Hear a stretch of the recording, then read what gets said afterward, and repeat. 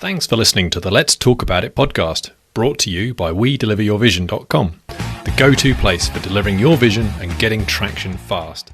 Hi everyone, John here, and welcome to another edition of Let's Talk About. And today we're talking to why your business needs marketing with Brian Kurtz. Welcome, Brian. Thanks, John. I'm really pleased to be here. I was very enthusiastic about your audience because it's one that I've spoken to in the past, both in the United States and in foreign countries, in terms of, people who either own their own business, they're growing, but they don't necessarily see either the need or this is how you described it to me anyway, not the need for marketing, but that marketing isn't everything, it's the only thing. They don't believe that. And after this call, I hope to have them believe it at least a little bit. Yes, yeah, exactly. And that's a key point, actually, which you bring up straight away, Brian, because a lot of the clients I work with, they do very well. They're growing fast, and they see marketing and advertising as more of a nice to have, maybe later on when you start to hire. Evil kind of thing. Unnecessary evil. So they naturally aren't interested in that because they're busy as it is, but it's a foundation for ultimately growing your business to the next level and getting to that exponential growth that everyone wants. So maybe a good place to start is, because I know in your book, which we'll come on to later, you do mention those fundamentals that every business owner needs to know about marketing. So I think that would be really neat to go through that for the audience. We can go through those 9. Yeah, I'll back up just a bit and just say that when I spoke in Budapest, Hungary, for a group of Hungarian entrepreneurs, and that's sort of an oxymoron, Hungarians, there are entrepreneurs in Hungary, but they were communist, or at least under communist rule, I think until like 1989. So they haven't had a lot of entrepreneurial experience. And then this was a conference to teach these entrepreneurs about marketing. So I had to start at a base level, which was, marketing isn't everything, it's the only thing. And it's not just coming from this ugly American who's going to, teach them all about marketing to rip people off and all of that. So I had to really start, gradually get them comfortable with the term marketing, and that marketing isn't necessarily selling. And there are different levels of selling and marketing. There's different, you can turn it up, you can turn it down. You don't have to always be on all the time, selling. So I had to actually do something about, that marketing is not evil even, I had to do a whole section on that. So from that, when I wrote my book, Over Deliver, in the introduction, I basically came up with 9, I'll call them concepts or things that I teach CEOs, business owners, entrepreneurs about. Even if you don't want to do the marketing yourself, even if you're not interested in marketing, even if you're turned off to marketing, you still have to market. I mean, it's not like, you're going to build it and people will come. To some degree, they will. Word of mouth, referrals, all of that. Those are all marketing strategies for sure. But to really, take your business to the next level, you have to have a real marketing strategy. You have to be committed to marketing and selling.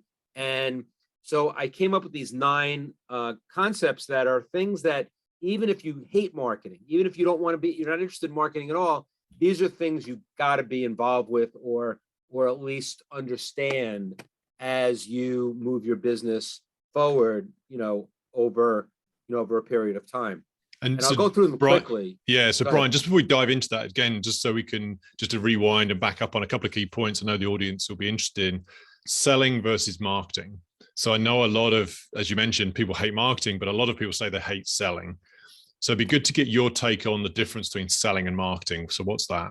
Yeah, I mean, there's no one definition, but my definition is that, selling is about, offering a product or service for a price, and people either take it or leave it, credit card or cash, whatever. And that's basically the sales proposition. Marketing, to me, and a great way to look at it, and the way I look at it, and I think your audience will appreciate this, is marketing is about story. It's about the story of your company, the story of how the product came to be, the story, if you're a dentist, how you came to be. You know, if you're a dentist or an HVAC, heating, air conditioning guy, and talking about your origin story to sell your product is marketing. You know, it's basically getting in sync with the prospective buyer, customer, student, whoever you're talking to.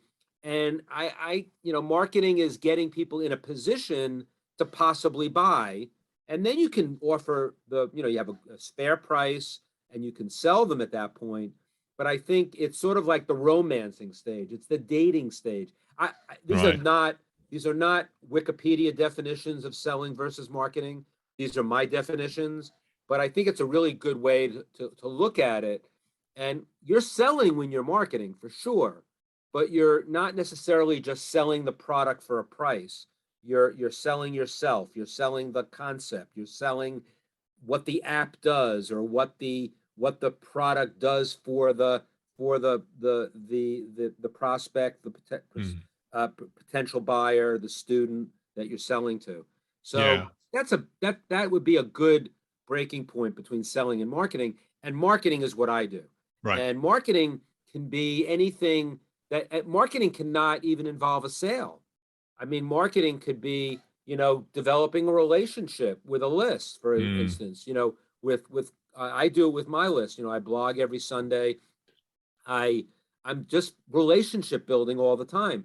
And so the ultimate, the line that I use often is that customers, students, prospective buyers, they don't refund relationships. They refund transactions. Yes. And so that's the differentiator between marketing and selling. They're not going to refund you. They're not going to cancel you. Right. If you've developed a story for them that makes sense. They may not buy from you, but they might buy from you, and they're not going to buy from you with enthusiasm unless you've given them a good reason to.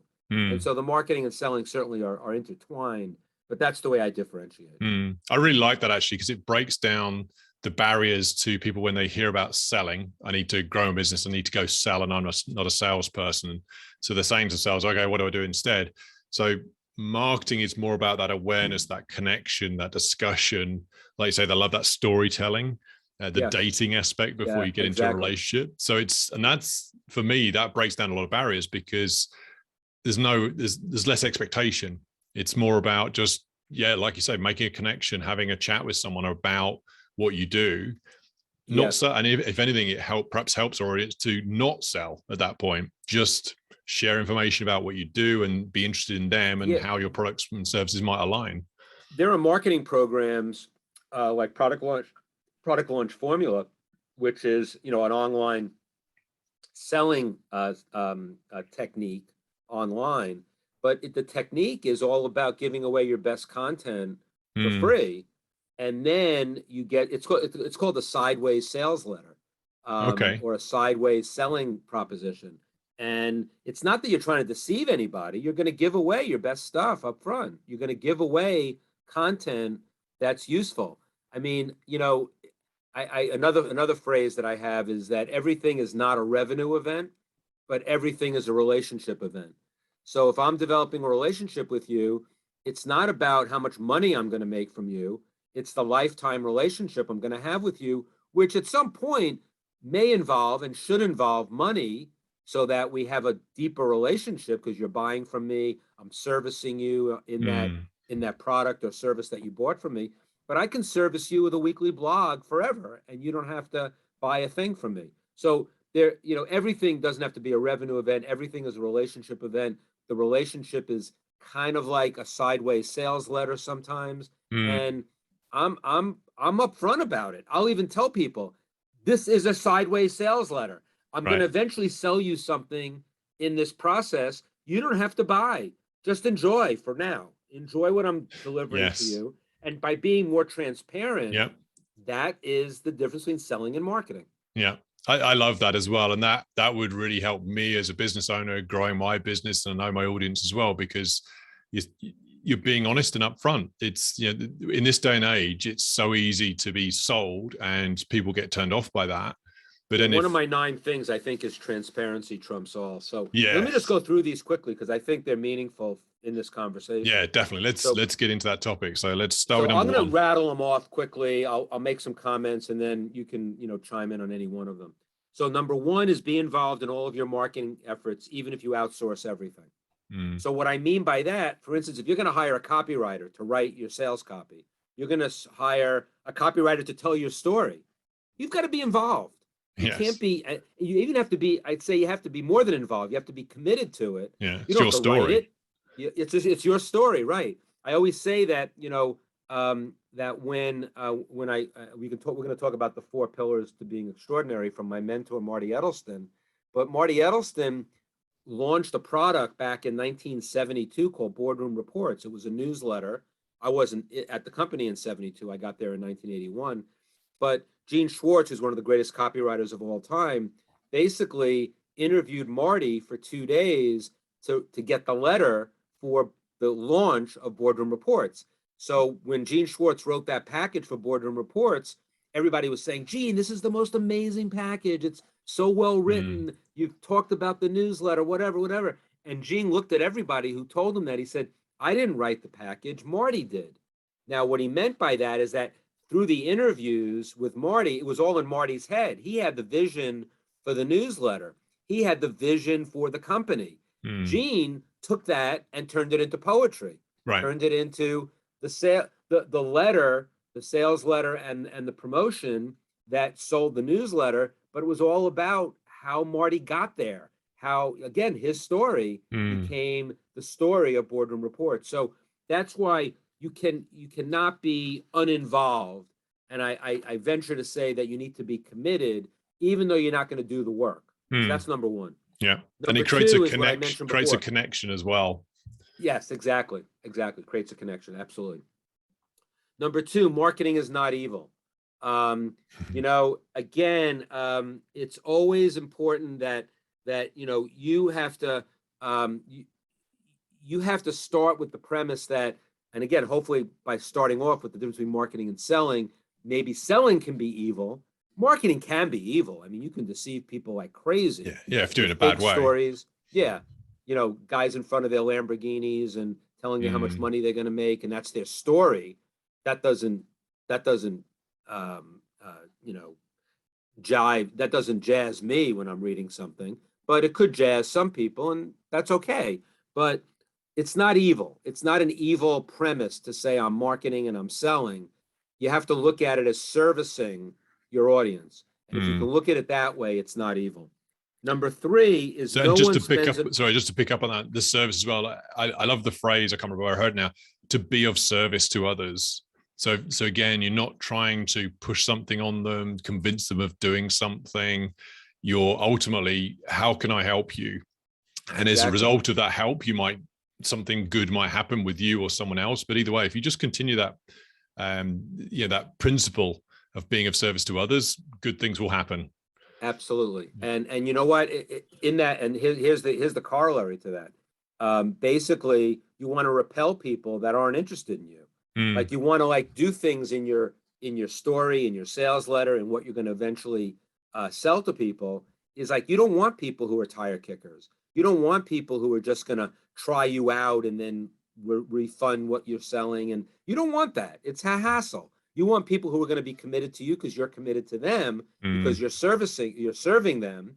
And so you want to figure out ways in your phrasing in your sales letter to repel the people you don't want to sell to. right. That's what marketing is as well. Yes. Which goes back to that connection about marketing and Yes, sharing and connection. right. Number three is no one spends enough time on lists. And that came from a Lists. guy, a guru that I had in direct mail who taught me about lists. But when I say lists, I'm talking about your audience, your online or offline family. I mean, even Mm, looking at them as something much more than a list. Remember, lists are people too. So, so no one spends enough time dissecting and segmenting their audience to figure out where the sweet spots are in their audience. What does their audience really want? I'd say the CEO or the business owner or the entrepreneur knows more about that than any copywriter or marketer or funnel builder or anybody who's going to do your marketing for you. You have to give them the guidance as to what you know about your audience. What's the language that they speak in? Have you been in forums with them? Do you know the language that they use? Because those are the tools that you can give to anybody who's going to do the marketing, the specific marketing for you on the battlefield. So just on Number that point, 4, Brian, because language often comes up a lot, is especially as I deal a lot with experts, they're either finance experts, technology experts, process experts, manufacturing experts. So again, they're so involved in their own world that they try and share that knowledge with others, and it just comes across as jargon. It doesn't quite connect. right? So what would you advise in terms of getting in the head of like that language piece? Yeah, so there's a lot of ways to do it. I mean, first of all, you have to, if you have a list that you email to regularly, that you give free information to, you have some kind of online or offline family that you can engage with. Just take note of every correspondence of what, when you're engaging with them, what are the words that they use? How do they interact with you? Like, don't use big words when you can use smaller words. Not to dumb it down. That's not what I'm saying. I'm saying that it's the words that they use. You can go into forums where your audience hangs out and look at how they express themselves. You'll get the language. You'll get the language that they speak. If you can go to a place, a physical place, whether it's a store or a seminar conference, an event, hang around with the people, listen in on their conversations. What are they saying? Another technique you can use is you can go on Amazon, find the books that your audience might read, then read all the reviews of those books and look at the language that they're using. The key is the language that they use is out there somewhere. You have to go beneath the surface to find it, rather than, as you said, the experts just speculating on what you should talk about and what you should say to them. And I think that's it's not even nuanced. I think it's just basic. I call it marketing by walking around. There's a management technique that's called management by walking around, that you walk, if you're the CEO, you walk around. If the company is actually in an office, post COVID, who knows if there'll be offices anymore, but you walk around an office and just meet with the employees. You go in their offices, you talk to them for a few minutes, you leave. That's management by walking around. You should do marketing by walking around, both online and offline, and you can, that's how you're going to learn your audience. Another way is that when you listen in on customer service calls to your, if you have a customer service department, or you have a place where people call in with their complaints or their praise for your company, sit in on that. You don't have to field them. You have people who can field those calls, but listen to what they like and don't like about you and your company. Listen to the words they use also. It doesn't happen by magic. You have to go deeper with your audience. And that's what I mean. No one spends enough time on lists. No one spends enough time with their audience. No one spends enough time learning their audience. And as you said right at the outset of this, that the expert assumes they know better. They know what their customer is thinking. You don't. No. The customer knows what they're thinking, and you can get to it. You can get to it. I love it, because there's two really easy things to do there, like the Amazon reviews. Go look at the books. So anyone can do that really easily and quickly. And then, just listening to feedback from the customers, be it the customer service calls, complaints, which I often hear people are afraid to do because they don't want to hear about problems, because they're like, oh, I'm too busy as it is. I don't need more problems in my life. You got to hear about the problems, because you might have a problem brewing that could put you out of business too. Yeah. But to your point, getting ahead of it is anything, because again, you don't have to necessarily do anything with the problem, but here, I guarantee there's probably an easy fix. It's never as bad as you think. So feedback is always awesome. Yeah, in my book, I think chapter 7 is customer service. Chapter 8, customer service and fulfillment. And I mentioned there that customer service is a marketing function. It really is. Yes. I tell the story about how I used to work very late when I was at my company boardroom. And, when the phone rang at 8 at night, there were no automated attendants. There was an answering machine after like 7 or 8 rings, but I would pick up the phone. I was the only one in the office. And it was always some customer, complaining. And I used to play the game of how am I going to satisfy this customer? Right. And Yeah. when you Yeah. do that, one customer at a time, it's not that I cared about the $39 book or subscription that they were going to cancel. That's not the point.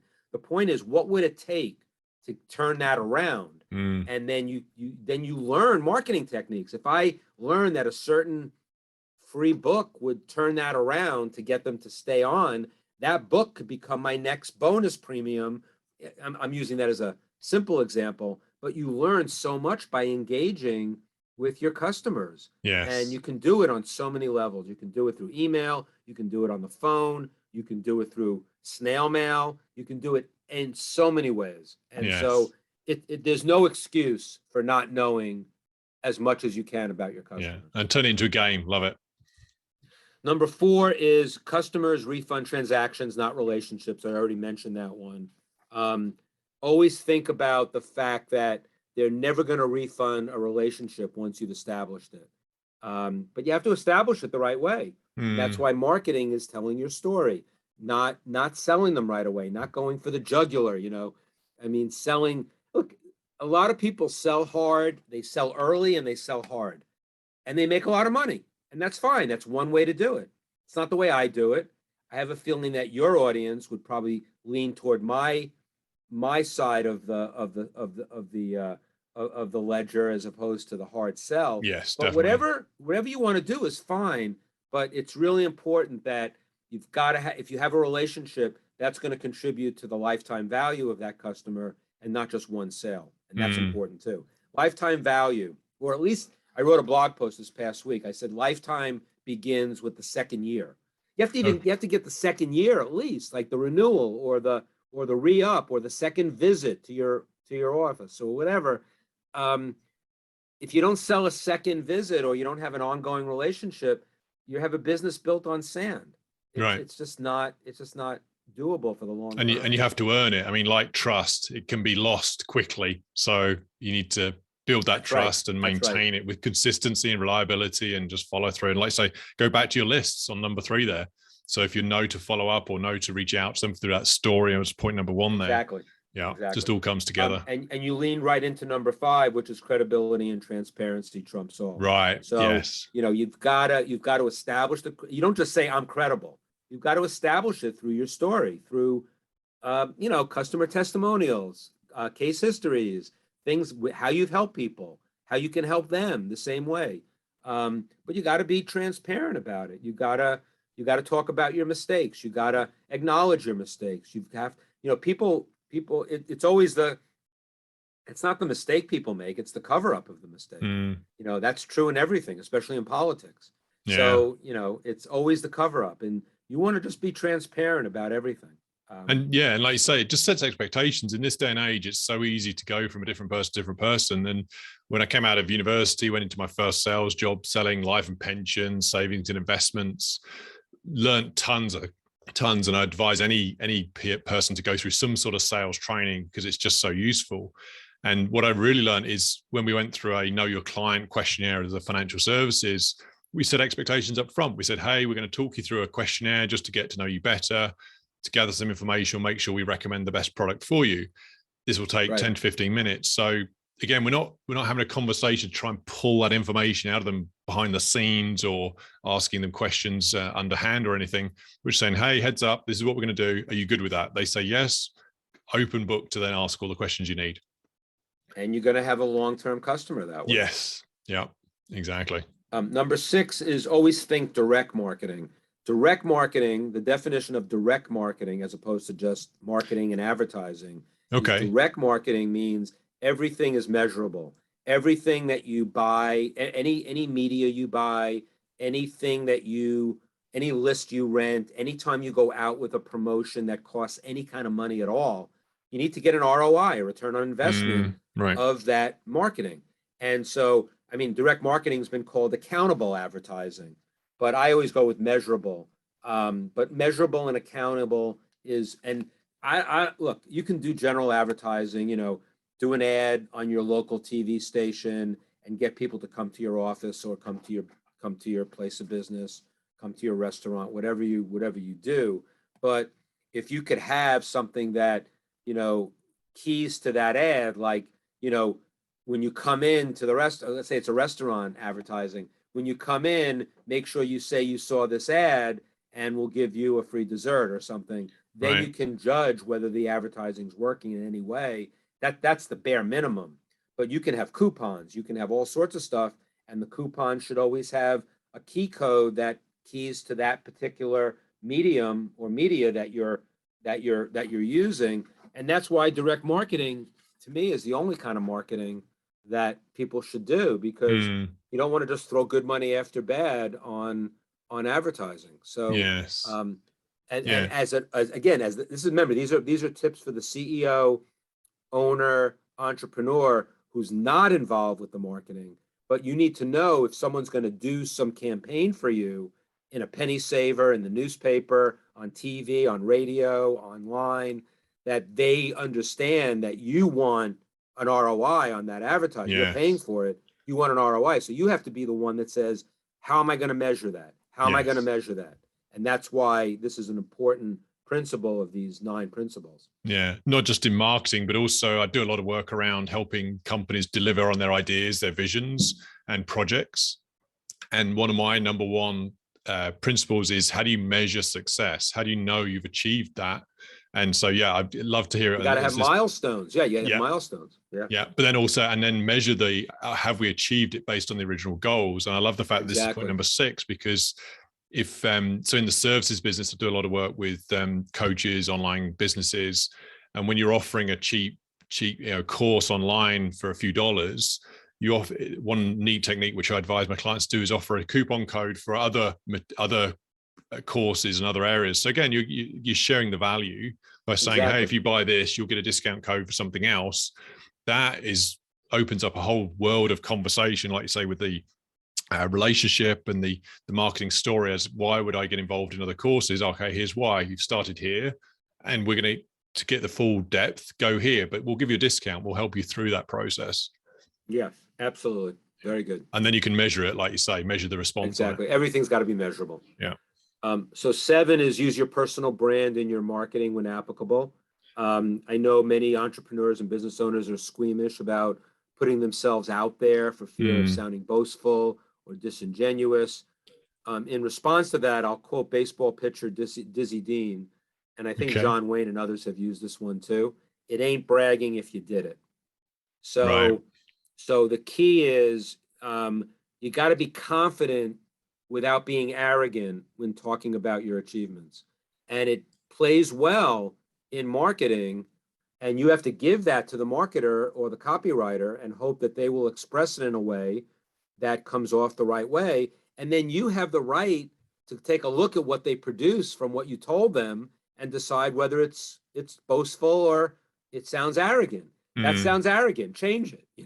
That sounds really good. It sounds genuine. It sounds like me. That's good. And this is all about your story, that, if you, use everything you've got. Jay Abraham, one of the great marketers of all time, wrote a book that said, getting everything you can out of all you've got.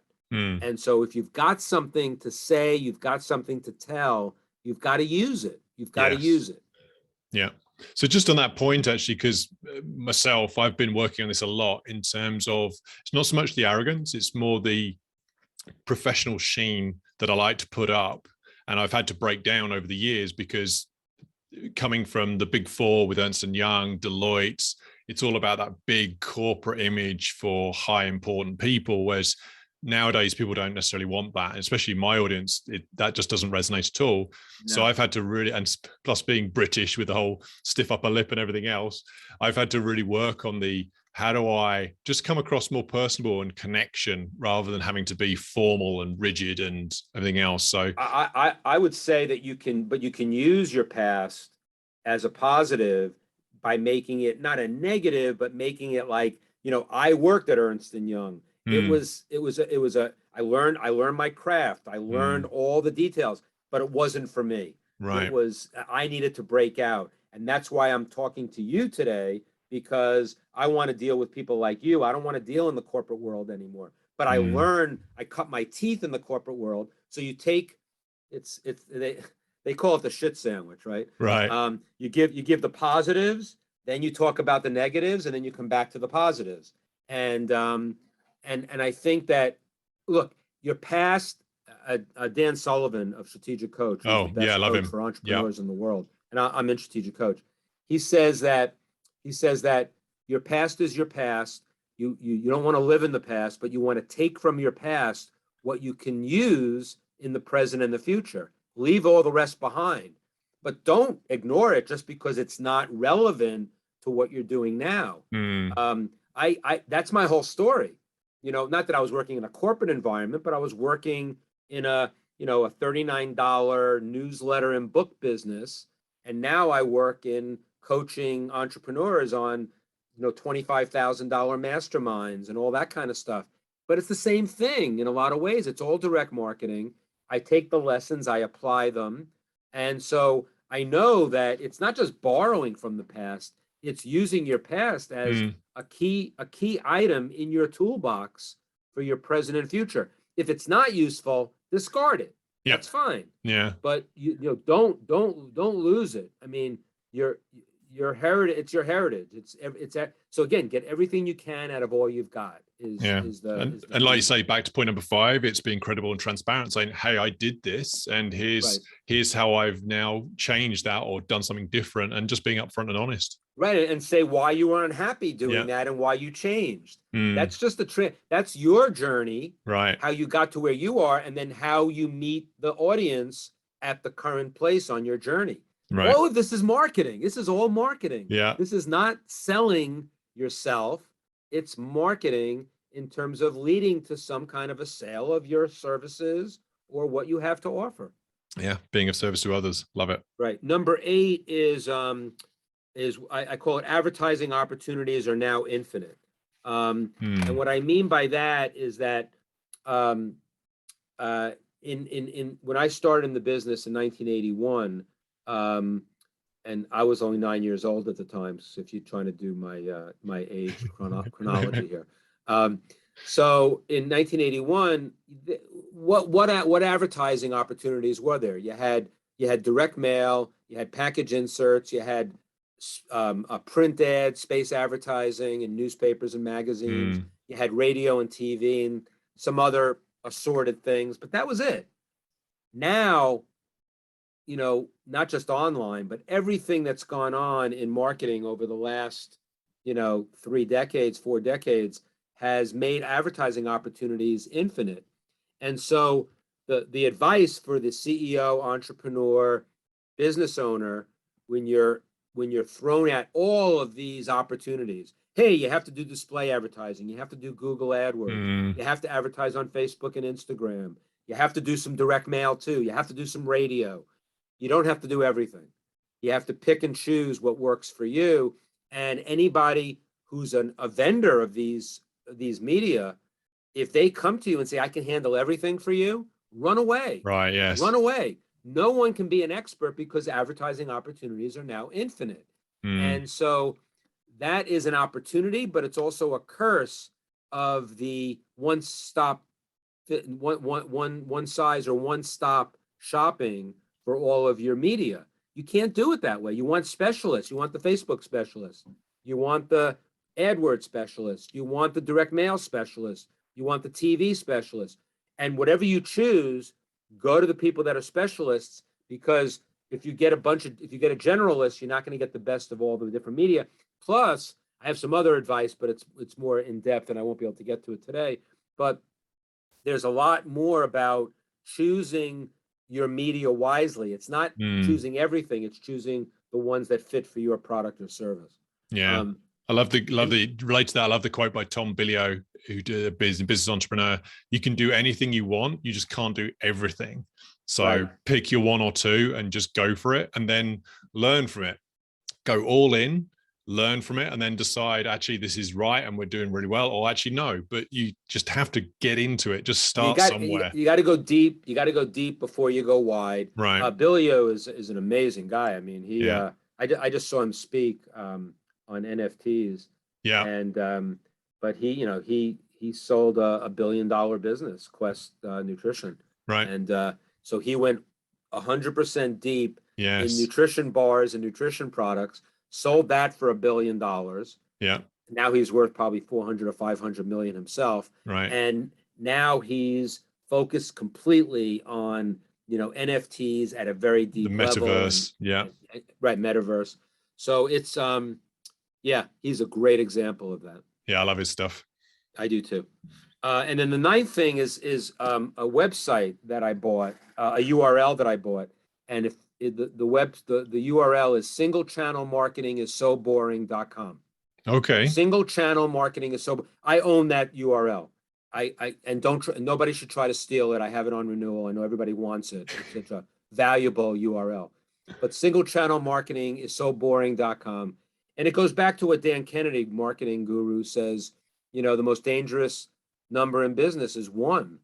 And if you're, and it's in this case, it applies to single channel. If you're just on Facebook, if you're just doing email marketing, if you're just doing launches, if you're just doing direct mail, that's a dangerous place to be. It's not only boring, but it's dangerous. You don't want to be in one. So what I said before, advertising opportunities are infinite. Yeah, I was going to say. You have to be in more than one.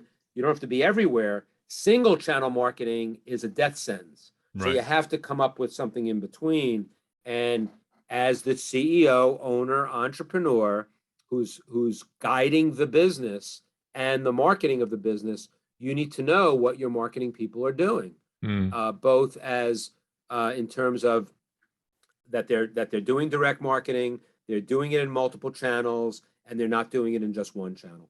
So when you, just to reconcile with number 8 there, you're saying infinite, but don't try and do everything, but then one is not enough. So what would you advise? 2 to 3, 4 channels? That's a great question. I was going to go in I'll delve into it briefly. So Perry Marshall, who's another great marketing guru of mine and just a great friend, he developed something that he called Maze 2.0, M-A-Z-E 2.0. And what Maze 2.0 was he graphed every media that you can find. And he did it on 2 axes. So one axis, so basically you're doing a horizontal axis and a vertical axis. On the horizontal axis, the ends of the axis say online, offline, and the vertical axis says recorded and live. Okay. Now you have 4 boxes, right? You have the 4 points and you have the 4 boxes with the 2 perpendicular axis. And basically you can plot any medium. So a live show on radio would be live and online. Or actually it's really offline, but it's not online, it's offline because the radio is an offline thing. If you do a webinar, a pre-recorded webinar, that's recorded and it's online. Yes. If you do Facebook advertising, that's recorded, could be live. You could do Facebook Live, but let's say that's recorded and online. If you do direct mail, that's recorded technically and offline. So you plot every medium, and the key is to choose 1 from each quadrant, no more than 2 from each quadrant. So that's 4 different media, right? Maybe up to 8. Because if you choose from different quadrants, it'll feel like you're everywhere to you and to your audience. So that's a great rule of thumb that I got from Perry Marshall using his Maze 2.0 strategy. But understand in terms of live and recorded, online and offline, where the media you're buying fits on that scale, and don't try to put everything that you do. That's why single channel marketing is so boring.com, is that you don't want to be just in one quadrant right, with everything, because it could fall apart quickly. And if you're only in one media in a specific quadrant, like everything you're doing is on Amazon, for instance. I know a guy who had a supplement business, a $30 million supplement business, 100% on Amazon. Amazon one day said, I don't like your ads anymore. They shut him down, and he was out of business in a heartbeat. Happens on Facebook all the time. Yeah, if you're shut down by Facebook, and Facebook is the lion's share of your advertising, you're out of business. So that for that reason alone, you need to be diversified with your media, but you should be diversified to try to be everywhere when you're not everywhere. Yes. Yeah, it's a great point, because even with an outage on Facebook, WhatsApp, or Instagram, suddenly your access is cut from your customers. So email, to go back to your lists, your email lists, as well as your contact lists, and then creating that connection as well. So then you can make email is still the killer app. right. Email is you own the names. I mean, yeah, your email service provider could screw it up. You always should have a backup of your email list, but your email list is the one you can control. It's on a platform as an email service provider, but you own those names. Whereas you don't own the audience on Facebook, you don't own the direct mail list that you rent, you don't own the radio time, you don't own any of that. You certainly don't own Google, AdWords accounts. You don't own that. Or YouTube, yeah. Or YouTube, right? But email, yeah, you own it. Now, that doesn't mean you should abuse it either, because if you abuse it, you're going to have canned spam laws come after you. You're going to have legal entities come after you. So you can't break the law just because you own it. I mean, I grew up in direct mail. Direct mail, you can be accused of mail fraud by the Postal Service. It was rare. You'd have to really, I mean, the Postal Service was a little kinder and gentler than Facebook or Amazon or some other privately held companies. But, it's still the government, the Postal Service. So I know a lot of people who were shut down for mail fraud, but it was so rare, and you'd have to do something so outrageously bad to get shut down. So direct mail was a very safe environment to market and sell. I'd also say it was a great market to market and sell, because it was an opt-out medium, not an opt-in medium.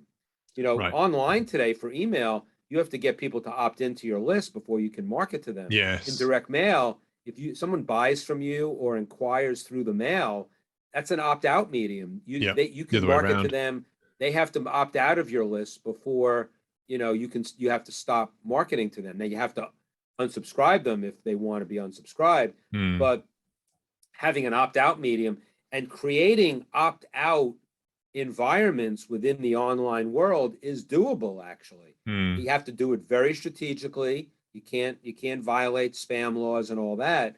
But basically offering your email newsletter as a benefit in your basic offer means that they get the email newsletter without opting in, because they opted into the product they bought, which included the email newsletter. But then, in those people who subscribe that way, you should have your opt out on the email at the top, not at the bottom. And you get people to opt out. So there's a lot of ways to do that, but your email list is your gold. That's the gold that you need to mine. And then treat it well. Like, back to your number point 5 around credibility, transparency. Treat them with respect. It's not just you don't want to spam them. On my Sunday list, every time I refer to the people on the list, I try not to say you're on my list. I try to say you're on my online family. I actually use those words, and I often have to be transparent about it and say I'm not bullshitting them. I'm not being insincere when I call them my online family, because I'm treating them like family, and I'm not going to abuse them with offer after offer. I'm not doing affiliates. That's my choice. I can do affiliates, but I don't do affiliates to my email list. So, that's just my choice, but I'm treating them with respect as a family member. Yeah. So I'm not bullshitting them about that. And if you have in your mind that you're treating your customers like family, that you're not treating them as a herd, you're not treating them as with ninja tactics and with tripwires to trick them into doing something with you, it makes a difference. The words you use and how you do it makes a huge difference, and that's being congruent in your marketing with who you are. Yeah. And back to point number 4, they won't refund your relationship. So yes, treat them with respect. So this has been awesome, Brian. Quickly. Yeah. This has been awesome, Brian. Those 9 points are going to add huge value. Great. Each one's really good information. And so if the audience wanted to find out more about you or dive deeper into any of these points, where can they find more details? So the best way, you'd have to spend like $25, which I don't make a penny on, is to go to overdeliverbook.com. Hmm. Overdeliver, one word. It's actually I invented the word because it's not a word. Right. Overdeliver book.com. And you go to overdeliverbook.com and you'll see an amazing array of bonuses that are all like just, I mean, there are thousands of dollars worth of bonuses on there. And all you need to do is to go from that site, you click a button to Amazon or Barnes and Noble, you go buy my book, you come back, you sign in with your order number, and you get all of these bonuses for free for the price of the book. And you get on my list, you become a member of my online family. Yeah. And that's the best way, because now you're getting like, and the bonuses are not just my stuff. It's Jay Abraham. It's my direct mail mentors with their full PDFs of their books. It's a swipe file of some of the best ads that have ever been written. Just great stuff. It's just really, it's 19 keynotes from Jay Abraham, who's one of the great marketers of all time. So it's just an amazing site, and that's the best way to get on my list, become a member of my online family. Yeah. And do that. If you don't want to spend any money at all and you just want to get the goods and get, what I've got to offer on my site, just go to briankurtz.net, BrianKurtz.net. When you get to that, there's an opt-in where you put your name and email in, you get an interview that's all value, it's all content. It's an interview with the aforementioned Perry Marshall, of me, of the three biggest successes of my 40-year career. It's an hour-and-a-half interview. You don't have to listen to the whole thing, but you get it when you sign up. And then you can get into my site. I have tons of free content there. I have my blogs going back 8 years. You'll get my blog on an ongoing basis. You'll get a welcome series to my blog. And that's the easiest, cheapest way to get into my orbit. And I won't abuse you if you're part of my online family. I guarantee it. And if I do abuse you, you should call me on it, even if it's if you're perceiving that I'm abusing you. I want to hear about it. But that's the best way to get into my world, either overdeliverbook.com or briankurtz.net. Love it. Yeah. And like you say, you're literally living your own words of over delivering by giving them so much content, either through the $25 entry and then to all that extra bonus material, or you're getting onto the online family with your weekly blog as well. So that's awesome. The $25 entry is basically you are getting a nice book. I mean, it's a hardcover book, and it's right. I think it's worth $25. But the point is that if you title a book Over Deliver, you better over deliver on the bonuses, or else then you're being, because I wouldn't be congruent, and I wouldn't be I wouldn't be